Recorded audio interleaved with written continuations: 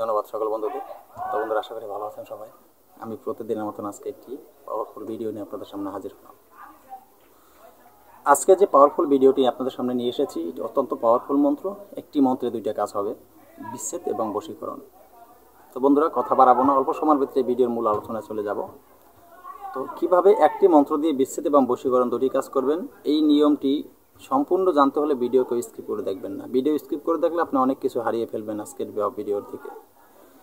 ভিডিওতে আমি সব কিছু বলে দিই, তারপর অনেকে আমাকে ফোন করে বলেন যে গুরুজি, মন্ত্র এটা দেওয়া নাই, কোন নিয়মে পড়বো, কোন নিয়মে পালন করবো, সব কিছু নিয়ম আমি বলে দিই। আপনারা ভিডিও না দেখে ভিডিও টেনে টেনে অকারণে আমাকে ফোন করে ডিস্টার্ব করেন। আপনারা আগে ভিডিও ভালোভাবে দেখেন, ভিডিওর ভিতর আমি নিয়ম বলে দিচ্ছি, মন্ত্র দিয়ে দিচ্ছি, তারপর আপনারা বলেন আমি মন্ত্র দেইনি। আবার কেউ নকশা দিয়েছি বলেন নকশা দেইনি। আপনি তো ভিডিও দেখেনই না। ভিডিও না দেখলে আপনি কেমনে পাবেন? আপনি পুরো ভিডিও দেখতে হবে। তো আপনি ভিডিও স্কিপ করে দেখে যান, তাই আপনি সঠিক নিয়মও শুনতে পারেন নাই। ফোন দেন কোন নিয়মে কাজ করব। আপনি ভিডিও স্কিপ করে ভিডিও পরিপূর্ণ দেখেন নাই, বলেন নকশা দেওয়া নাই, মন্ত্র দেওয়া নাই। আপনি তো দেখেন নাই, না দেখে আপনি কিভাবে বলেন? তো ভিডিওকে স্কিপ করে দেখবেন না। সঠিক মতন কাজ করতে হলে আপনার ভিডিও সঠিকভাবে দেখতে হবে। দেখেন, তন্ত্রমন্ত্র যন্ত্র দিয়ে কাজ করতে হলে আপনি যদি একবারেই ফু দিয়ে করে ফেলতে পারতেন, তাহলে সবাই তান্ত্রিক হয়ে যেত। আপনারা তো মনে করেন কাজ করার সাথে সাথে কাজ হয়ে যাবে।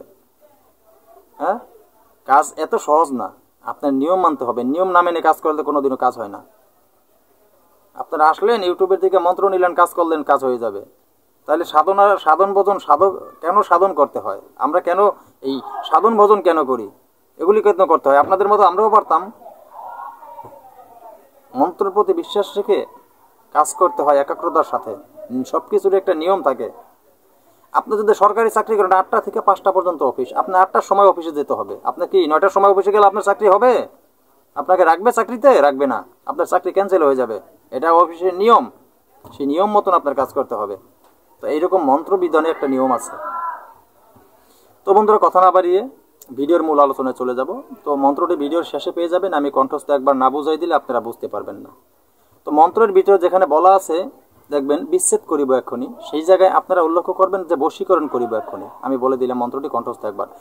ডাকিনী যোগিনী ওলো পিশাচিনী অমুকের সঙ্গে অমুকের মন্ত্র বলে, ওখানে লেখা আছে বিচ্ছেদ করিব এক্ষুনি। আপনি বলবেন বশীকরণ করলে বশীকরণ করিব এক্ষুনি। আজ্ঞা পায় কামরূপ কামাখ্যামার দোহাই, ঈশ্বর গৌরী পার্বতীর দোহাই। এই যে মন্ত্রটি বলে দিচ্ছি, মন্ত্রটি ভিডিও শেষে পেয়ে যাবেন। মন্ত্রটি আগে ভালোভাবে মুখস্থ করে নেবেন। আপনারা উত্তর দিকে মুখ করে বসবেন, আসনে আগরবাতি মোমবাতি জ্বালিয়ে নেবেন, পরিষ্কার কাপড় পরে পবিত্র হয়ে, উজু গোসল করে পবিত্র হয়ে তারপরে আসনে বসে মন্ত্রটি মুখস্থ করে নেবেন। মুখস্থ হয়ে গেলে 108 বার মন্ত্রটি জপ করে নেবেন। তারপরে আপনার প্রয়োগ বিধি।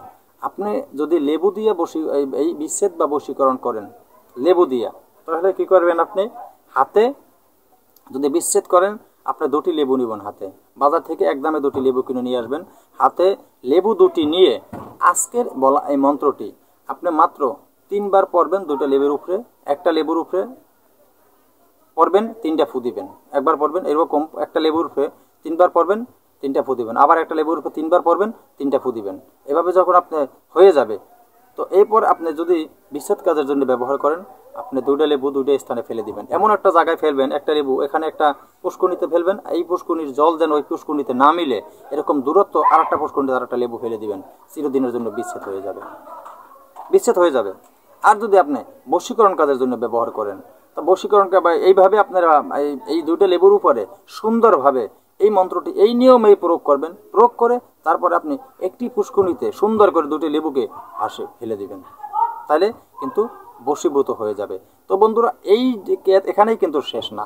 তারপরে আরও আছে যে আপনি এই বশীকরণ তো এইভাবে হইলো, তা বশীকরণ হইতে গেলে বশীকরণ তো আপনার কিন্তু মজবুত করতে হবে, শক্ত করতে হবে, নাহলে এই বশীকরণ কিন্তু কদিন পর থাকবে না। আমি সহজে বলে দিচ্ছি, এই বশীকরণকে কন্টিনিউ মজবুত করতে হলে যখন আপনার কাঙ্ক্ষিত ব্যক্তি আপনার প্রেমে বশীভূত হয়ে যাবে, বা তখন এই যে আমার চ্যানেলে দেওয়া আরও দেখবেন পাওয়ারফুল অন্য ধরনের ভিন্ন ধরনের বশীকরণ আছে।